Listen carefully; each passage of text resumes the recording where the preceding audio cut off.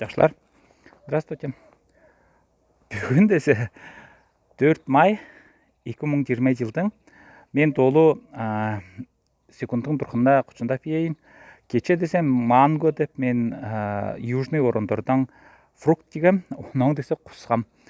Баштапқа қатап карантиннің өйінде меге больница барара келішті, скорый помощьла құчындап берген қысқарта. Анда үзе сразу баштапқа сұрақтар ковидный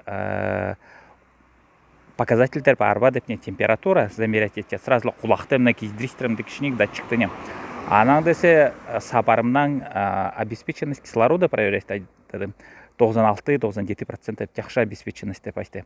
Анан десе больницадан кіртятса не, онда үзе құлақтарында рациялы скрытый ношениялы, оның қысқа узи пистолет пулеметқа дүңей тепселдерді улыстар қарылдап бұтарлап тұр.